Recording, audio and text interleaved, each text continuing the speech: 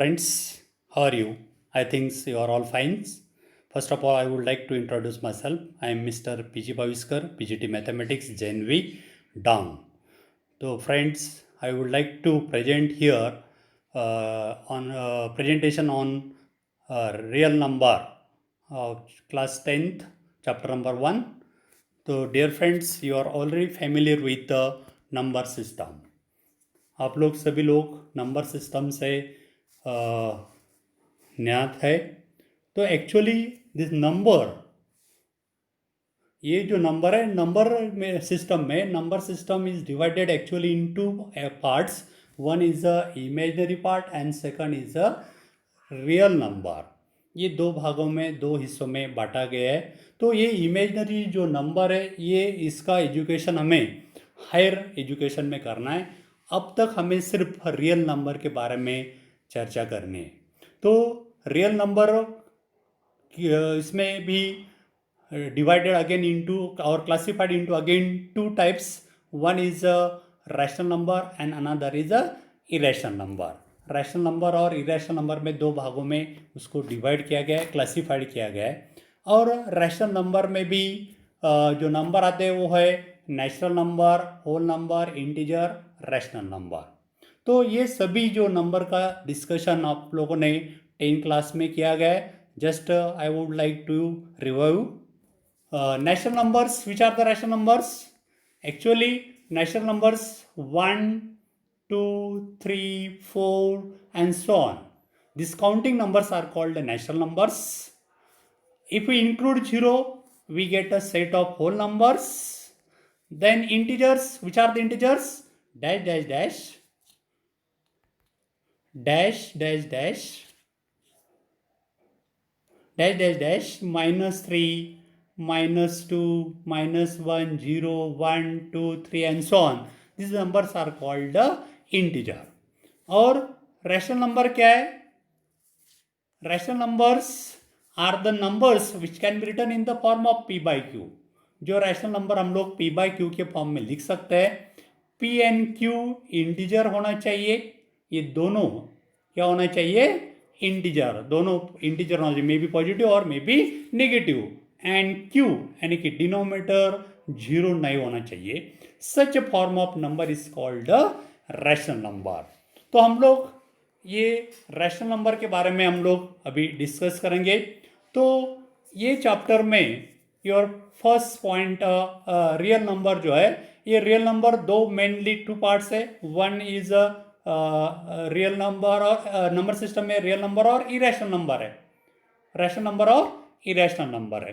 तो ये जो नंबर का इस्तेमाल these real numbers in this chapter, we began with two very important properties of positive integer, namely Euclid division algorithm and another is a fundamental theorem of arithmetic.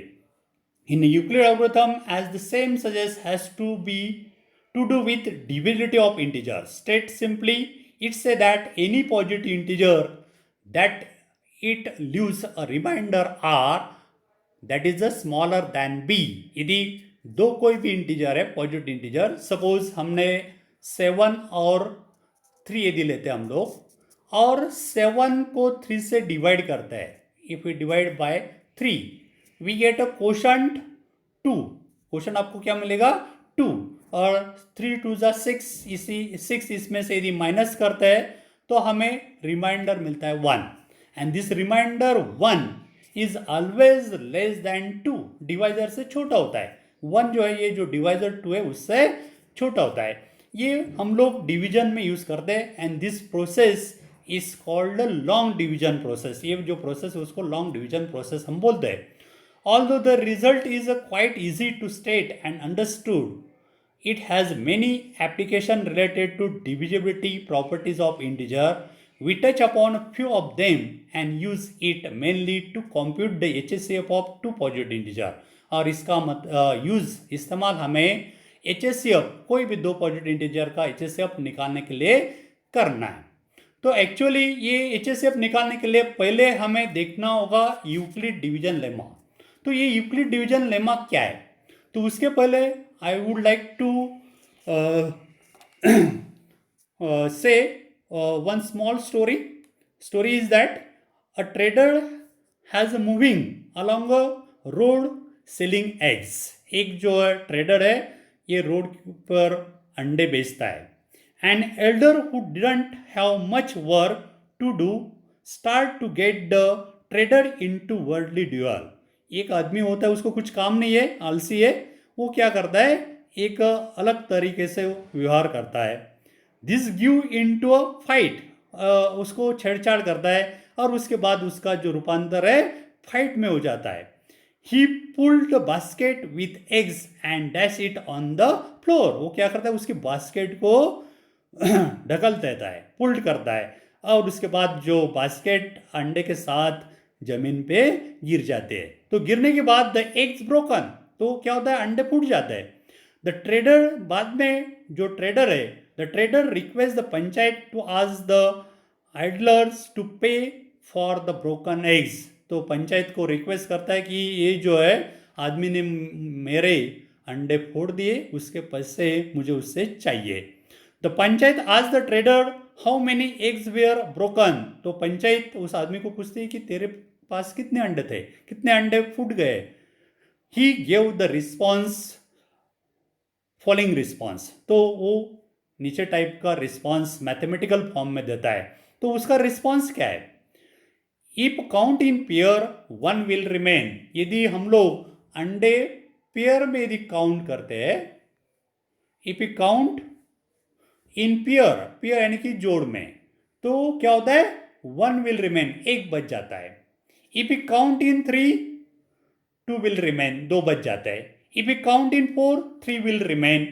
If you count in five, four will remain. यदि हम लोग count करेंगे four four से तो three बच जाते हैं. If you count in five, four will remain. If you count in six, five will remain.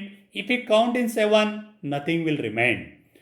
And my basket cannot accommodate more than 150 eggs. इसका मतलब उसके बास्केट में 150 से कम एग्स थे. So how many eggs were there? तो उसके basket में कितने अंडे होंगे. तो डियर फ्रेंड्स, ये आप लोग फाइंड आउट करके मुझे नेक्स्ट सेशन में बताना है. तो ये जो है एक्चुअली ये जो मैथमेटिकल फॉर्म है ये वर्ड में दिया गया है, ये हम मैथमेटिकल इक्वेशन के फॉर्म में कैसे एक्सप्रेस कर सकते हैं. देखिए हाँ, let suppose number of eggs हमें पता नहीं है, हम लोग ए मान लेते हैं. Let the number of eggs are A मान लिया. Suppose number of eggs are A मान लिए और इट इज लेस देन 150, 150 से कम है. इफ अभी हम लोग उल्टा उससे लेंगे. If you count in seven, यदि हम लोग ये अंडे का काउंटिंग सेवन सेवन के ग्रुप में करते हैं तो nothing will remain. Seven seven में काउंट किया है तो एक भी अंडा बच नहीं रहा है. इसका मतलब सपोज सेवन सेवन का जो ग्रुप है ऐसे पी ग्रुप बन गए, तो हम लोग कैसे लिख सकते हैं सेवन इंटू पी, यानी कि नंबर ऑफ एग्स हो गए और कितना बचा है जीरो, कुछ भी बचा नहीं, इसका मतलब जीरो बचा है. तो we can translate this word statement in mathematical form as a is equal to 7p plus 0. 7 का ग्रुप p बना रहा है तो 7 into p number of eggs हो गए, 0 बच गया है. For some natural number p, p कोई भी एक नेचुरल नंबर है. ओके, तो ये हमने मैथमेटिकल फॉर्म में इसी तरह लिखा है a is equal to 7p plus 0. Second statement is if you count in six, six के फॉर्म में यदि हम लोग काउंट करते हैं, सिक्स सिक्स का बंच बनाते हैं और सपोज क्यू बंच बन गए तो नंबर ऑफ एग्स हो गए 6 इंटू क्यू और कितने बचे 5 बच गए, तो ये प्लस 5.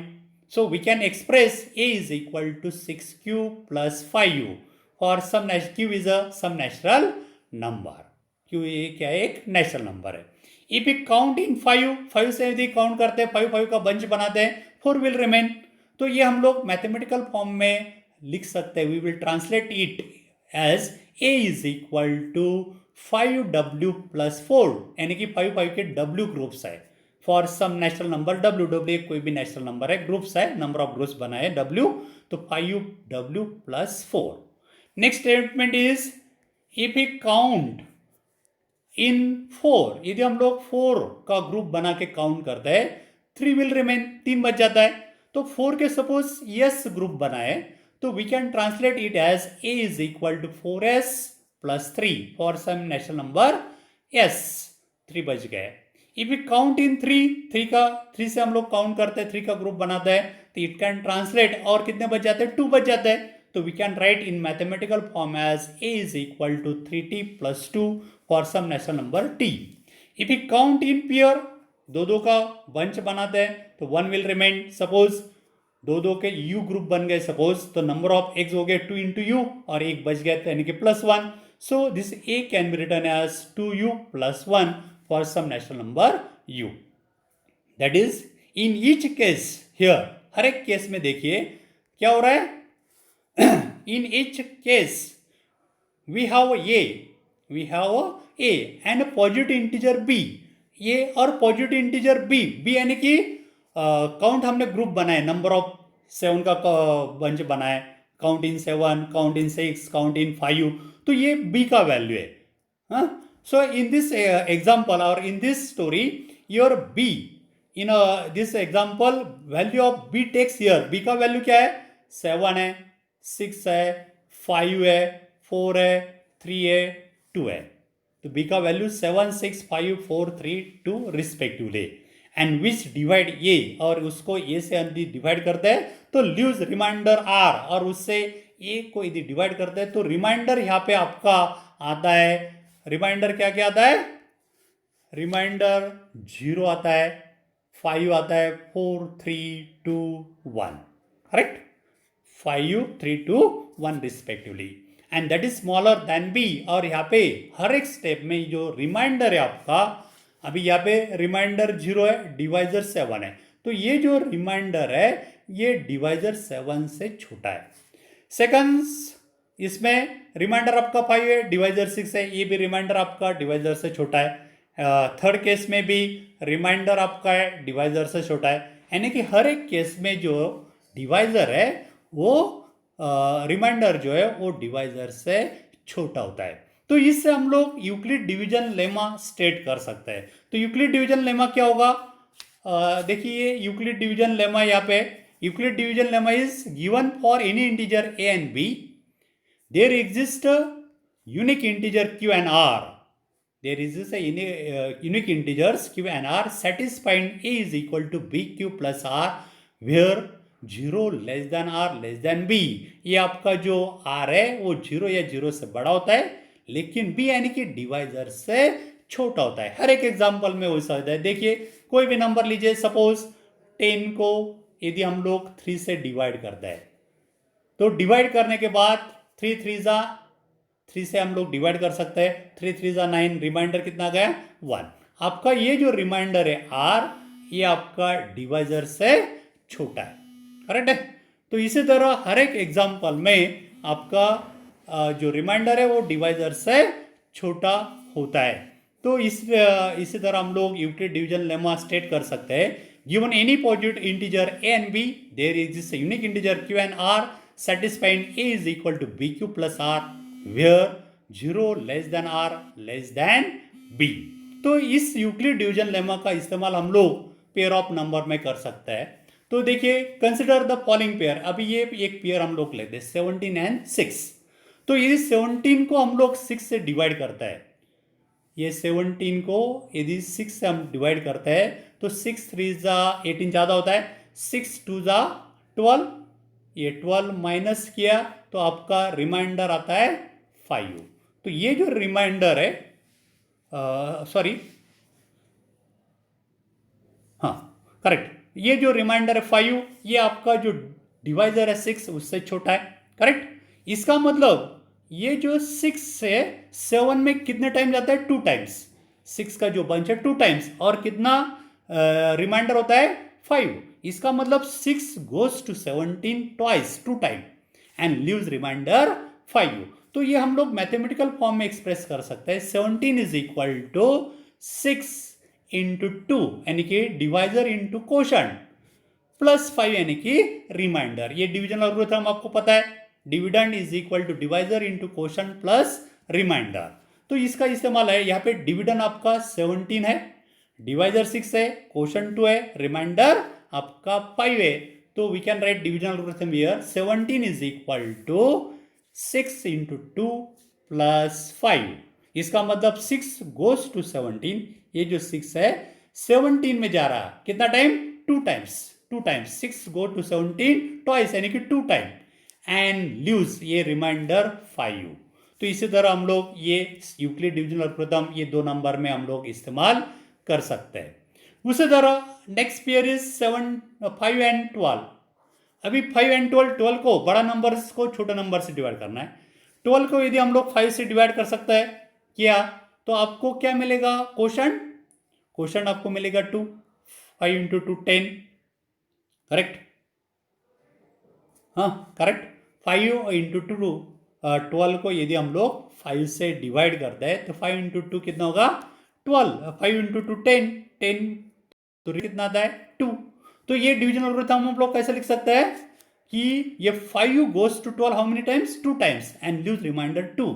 तो हम लोग 12 कैसे लिख सकते हैं? 12 can be written as 12 is equal to 5 into 2 plus remainder 2. तो ये डिविजन एल्गोरिथम इसी तरह हमने लिखा है. करेक्ट? लेकिन ये ऐसा भी लिख सकते हैं आप लोग division algorithm 5 is equal to 12 into 0. 5 छोटे नंबर जो है यदि बड़ा नंबर छोटे नंबर को बड़ा नंबर से डिवाइड करता है, 12 को 5 से डिवाइड किया तो ये 0 से डिवाइड कर सकते हैं. सपोज अभी ये 5 है, इसको हम लोग यदि 12 से डिवाइड करेंगे तो डिवाइड कर सकते हैं क्या? नहीं, लेकिन 0 से डिवाइड कर सकते हैं. 12 0 0. करेक्ट? रिमाइंडर आपका आ गया 5. तो यहाँ क्या आपका क्वोशंट आ गया 0, रिमाइंडर आ गया 5. तो डिविडेंड 12 कैन बी रिटन 12. आपका ये क्या है? डिवाइजर है. और डिविडेंड 5 है, तो dividend 5 can be written as, so here 12 goes to 5 how many times? 0 times. This can be written as 12 into 0 plus what is remainder? 5. So this is also division algorithm. तो this hold since 12 is larger than 5. यदि 12 यानी कि आपका divisor dividend से बड़ा होगा तभी ये प्रॉपर्टी होल्ड करेगी. Similarly in another example 20 and 4. 20 को यदि 4 से डिवाइड करते हैं तो 24 गोज टू 20. ये 4 20 में कितना बार जाएगा? 5 times. And what remainder? 0. So 20 can be written as 20 is equal to 4 into 5 plus 0. यानी कि 4 goes to 25 times and leaves remainder 0. That is for each pair of positive integer a and b. We have to find whole number q and r satisfying the relation. ये relation satisfied करना चाहिए. a is equal to bq plus r. और ये जो r है वो r क्या होना चाहिए? 0 या 0 से बड़ा, लेकिन ये यानी कि डिवाइजर से छोटा होना चाहिए. This is called Euclid division lemma. तो ये यूक्लिड डिवीजन लेमा आप लोग याद कर रहे हैं. कभी कभी 1 मार्क्स के लिए आ सकता है स्टेट यूक्लिड डिवीजन लेमा, या एमसीक्यू में भी आ सकता है कि ये जो कंडीशन क्या है रिमाइंडर की, क्या सेटिस्फाइड करती है, इसलिए 1 मार्क्स के लिए क्वेश्चन आता है. तो again we can define Euclid division lemma. What is Euclid division lemma? Given positive integer a and b, there exists unique integer q and r satisfied a is equal to bq plus r, where 0 less than r less than b. Now what is by Euclid division algorithm? Now we can find here Euclid HCF by using Euclid division lemma या Euclid division algorithm. तो what is Euclid division algorithm? ये algorithm actually what is in by algorithm? Algorithm is the series of well-defined step which gives procedure for solving the type of problem. Problem solve करने की जो steps होती है उस steps को बोलते हैं अल्गोरिथम. और lemma means what? Lemma is the proven statement. ये ऑलरेडी प्रूव्ड है. और use for proving the another statement, और उसका यूज हम लोग दूसरे स्टेटमेंट प्रूव करने के लिए करते हैं. इसको बोलते हैं लेमा. तो ये टेक्निक का यूज करके हम लोग HCF फाइंड आउट कर सकते हैं. तो Euclid division algorithm is a technique. ये क्या एक टेक्निक है to compute the highest common factor यानी कि HCF of two given positive integer. And recall that the HCF of two positive integer a and b is the largest positive integer d that divides both a and b. HCF क्या होता है? Is the highest positive integer होता है, positive integer d that divides both and b, दोनों को divide कर सकता है, ऐसे नंबर को HCF बोलते हैं. तो now let us see how to find the HCF of two integer using Euclid division lemma. There are certain steps. So let us see sub step how to find the HCF of two numbers, say C and D, where C is greater than D. The steps are following steps. So first step is your step number 1. Step number 1 is what? Apply Euclid division lemma. ये Euclid division lemma हम लोग short में EDL भी लिख सकते हैं, short में EDL. To C and D के ऊपर EDL अप्लाई करना है. So we find the whole number Q and R, यानी कि C को D से डिवाइड करना है, C को D से डिवाइड करना है. डिवाइड करने के बाद कोशेंट और रिमाइंडर निकालना है. कोशेंट यानी कि Q एंड रिमाइंडर यानी कि R फाइंड आउट करना है. सच दैट, इसी तरह such that C is equal to DQ plus R, और ये C is equal to, ये यूक्लिड डिवीजन लेमा है, C is equal to DQ plus R, where R is a remainder, और हमें पता है this R is greater than or equal to 0 and less than D, यानी कि divisor होता है. इसी तरह वो यूक्लिड डिवीजन लेमा अप्लाई करना है. ये अप्लाई करने के बाद यदि आपका ये रिमाइंडर R, ये जो रिमाइंडर R है, सॉरी, इसमें जो रिमाइंडर है R, ये यदि 0 आता है, step second is what, if R is 0, यदि रिमाइंडर 0 है, then HCF of C and D, then D is a HCF. तब यहाँ पे ये जो आपका डिवाइजर D है, वो डिवाइजर ये दोनों नंबर का HCF होता है. फॉर एग्जाम्पल अभी सपोज 8 और 2, ये दो नंबर का हमें HCF निकालना है.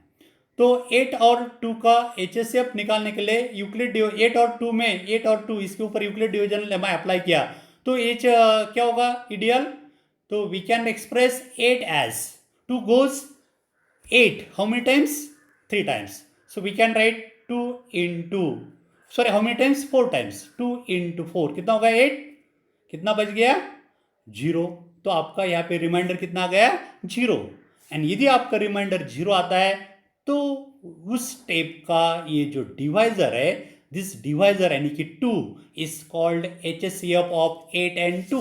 सो देयरफॉर HCF यहाँ पे आपका 8 और 2 का क्या होगा, 2 होगा. And suppose your remainder is not 0, यदि रिमाइंडर, तो यो हम लोग मैथमेटिकल फॉर्म लिख सकते हैं, HCF of C and D is equal to 1.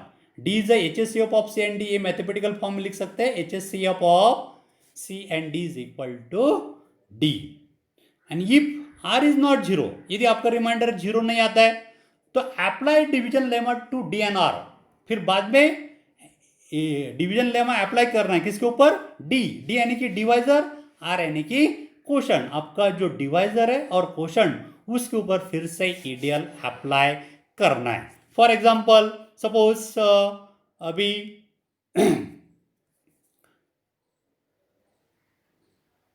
40 और 20 नंबर्स है. फॉर एग्जाम्पल 40 और 20 तो we will apply here EDL on 40 and 28. तो क्या करना होगा, we can write EDL on 40 and 20. तो how to write 40, this 40 can be return as 28. How many times 28 goes to 40, 1 time, only 1 time. Am I right. 28 टू जा 56 ज़्यादा होता है, 28 into 1, 28. उसमें से अभी रिमाइंडर आपका बच जाएगा plus, what will be your remainder, remainder will be your 12, correct, 12. तो here remainder is 12, it is not equal to 0. So that's why we can apply EDL on this 40 and 12. तो ये 40 और 12 के ऊपर EDL अप्लाई करना है. तो EDL on 40 और 12 क्या होगा, 40 is equal to 12 into 12 goes to 40 how many times, 3 times. Am I right? 3 times. 12 3s are 36. What is your remainder? Remainder is 4. Again here remainder is not 0. So again apply EDL on 40 and 4. ये divisor और remainder के ऊपर apply करना है. तो how to write EDL on 40 and 4? 40 and 12. 40 and 12 के ऊपर apply करना है। तो 12 can be written as 4 into 3, 12 हो गया। कितना बच गया? Your remainder is 0। तो इस स्टेज में आपका रिमाइंडर आ गया 0, और जिस स्टेज में रिमाइंडर 0 आता है उस स्टेज का ये जो डिवाइजर होता है उसको ये दोनों नंबर का HCF बोलते हैं। So therefore HCF of 40 and 28 is equal to 4। तो इसी तरह हम लोग कोई भी दो नंबर का HCF निकालता है। तो थर्ड स्टेप में क्या बोला है? कंटिन्यू। ये इसी तरह कंटिन्यू करना है। कब तक? Continue the process till remainder is 0। जब तक आपका रिमाइंडर 0 नहीं आता है तब तक हर एक स्टेज का डिवाइजर और रिमाइंडर के ऊपर EDL अप्लाई करना है, and the divisor at this stage will be the required HCF of given number. उस स्टेज का जो डिवाइजर होगा वो दिए गए दो नंबर का HCF होता है। This algorithm works because HCF of C and D is same as HCF of D and R। C and D का, ये पहले स्टेप में C and D का जो HCF है वही HCF D and R का भी आता है, where the symbol HCF of C D denotes HCF of C and D। ये जो symbol HCF of C and D इसका मतलब क्या है? HCF of C and D। ये इसी तरह सिंबॉलिक फॉर्म में लिखा जाता है। Now we will take example based on this topic। तो example 1 is find the HCF। पहला एग्जाम्पल है find the HCF of 455 and 42। Okay, तो ये दो नंबर का HCF निकालना है। तो इसमें 455 42 से बड़ा है। So now we can apply EDL on 455 and 42। तो EDL अप्लाई करना है, लेमा अप्लाई करना है। तो how to write? 455 can written as 42 into 10। 42 into 10 420 इससे लेस है 455 से। यदि 11 लेते हैं तो बड़ा नंबर होगा, यानी कि 10 से डिवाइड कर सकते हैं। तो 42 into 10 और आपका रिमाइंडर आता है 35, and this remainder R is here 35 and it is not equal to 0। 0 है क्या? नहीं है। It is not equal to 0। It is not equal to 0। 0 नहीं है, यहाँ पे रिमाइंडर आपका 0 नहीं है। सो अगेन अप्लाई EDL। कहाँ पे अप्लाई करना है? ये जो प्रीवियस स्टेप है उसका जो डिवाइजर है 42 और ये रिमाइंडर है 35, इसके ऊपर यूक्लिड लेमा अप्लाई करना है। तो how to apply it? Now this 42 can be written as 35 into 1। 35 42 में कितने बार जा सकता है? 1 टाइम। 2 टाइम यदि जाता है तो 70 बड़ा नंबर होगा, 1 टाइम ही जाता है। और 35 into 1 इज 35 हो गया, तो कितना बच जाएगा? 7। तो यहाँ पे आपका रिमाइंडर कितना गया? 7। Again your remainder is 7 and it is not equal to 0। So again apply EDL on this divisor 35 and 7। 35 और 7 के ऊपर EDL अप्लाई किया तो 35 can be written as 7 into 5। 7 into 5 35 हो गया, तो कितना बच गया? 0 बच गया। So here your remainder is here 0। आपका रिमाइंडर क्या आ गया? 0 आ गया। एंड जिस स्टेज का रिमाइंडर 0 आता है उस स्टेज का डिवाइजर, अभी इस स्टेज में डिवाइजर आपका क्या है? 7 है। So therefore 7 is the HCF of 455 and 42। So HCF of 455 and 42 is a 7. Correct? Are you understand? Now let us see another example. Second example is using Euclid algorithm to find HCF of 4052 and 12576।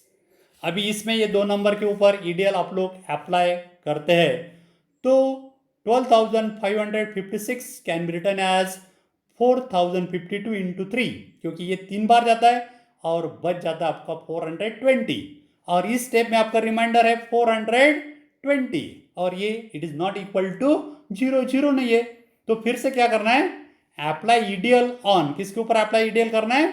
4052 and 420 के ऊपर EDL apply करना है। तो ये EDL apply किया गया है, तो this EDL is what? 4052 can be written as 420 into 9 plus 272.